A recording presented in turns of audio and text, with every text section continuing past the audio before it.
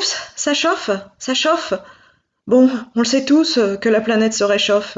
Les activités humaines de ces 50 dernières années, avec en particulier l'utilisation des combustibles fossiles, ont rejeté de grandes quantités de gaz à effet de serre, comme le CO2 par exemple. Ces gaz ont la propriété de davantage retenir dans les basses couches de l'atmosphère la chaleur, et du coup ont une incidence sur le climat mondial. Les conséquences sont multiples.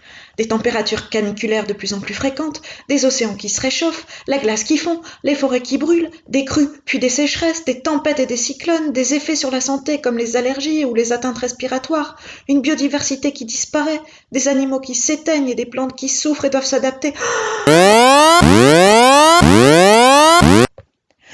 Allez, on respire.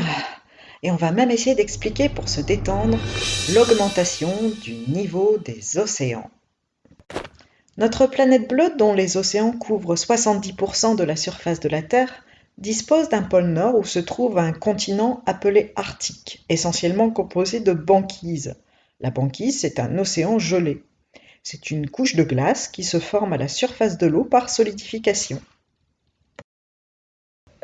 À l'opposé, sur l'Antarctique, qui est un continent dont la superficie représente environ 25 fois la France, on trouve essentiellement des paysages montagneux recouverts de glace surplombant l'océan. Attention, c'est parti! Lequel des deux continents va contribuer à l'augmentation du niveau des océans? Amusons-nous avec de l'eau et des glaçons. Pour simuler le pôle Nord et la banquise, prenons un petit personnage. Oh, trop mimi! Plaçons-le sur une île entourée d'eau et de glaçons.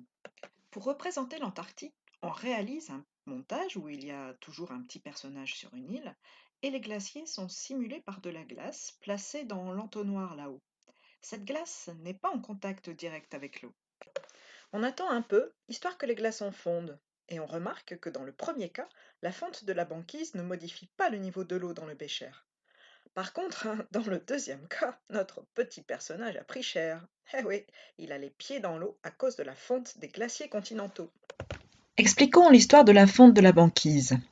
Bon, le glaçon flotte à la base car il est moins dense que l'eau. Ça veut dire que pour une même masse, il occupe un volume plus important que l'eau liquide. Après la fonte du glaçon, eh bien, le volume d'eau liquide produit correspond exactement au volume qui était rempli par la partie immergée du glaçon, c'est-à-dire la partie qui se trouvait sous l'eau.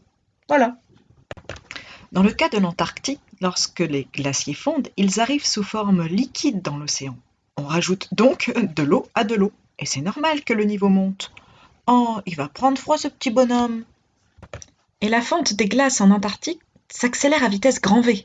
Elle est 6 fois plus rapide qu'il y a 40 ans. Bon, ok, la fonte de l'Antarctique, c'est un gros problème. Mais pas que. Il faudrait aussi peut-être parler de l'expansion thermique des océans. On remplit un récipient d'eau froide que l'on ferme avec un bouchon percé dans lequel on place une pipette graduée. On repère alors le niveau de l'eau au début de l'expérience, puis on place le récipient dans de l'eau chaude et on constate une augmentation du niveau de l'eau dans la pipette. Et ouais, c'est physique. Avec le réchauffement climatique, l'océan se dilate et prend plus de place. Bon, ok, l'Antarctique et la dilatation thermique sont dans le coup. Mais il est pas net le pôle Nord avec son albédo. La banquise très blanche renvoie 80% du rayonnement vers l'espace, et elle a donc un pouvoir refroidissant pour la planète. Son albédo vaut 80%. L'océan a un albédo de 10%, et lui, il favorise l'absorption de chaleur à la surface de la Terre. C'est un cercle vicieux. Plus les océans se réchauffent et plus la banquise fond. Cela diminue l'albédo, ce qui augmente alors le réchauffement, qui lui-même entraîne une fonte de la banquise et une diminution de l'albédo, etc., etc. Selon les modèles mathématiques, le niveau de l'océan peut augmenter de 60 cm à 2 mètres dans les 80 prochaines années. Et vous voilà calé sur la fonte de la glace, qu'elle soit sous la forme de glacier ou de banquise, sur la dilatation thermique des océans et sur l'albédo. Chapeau!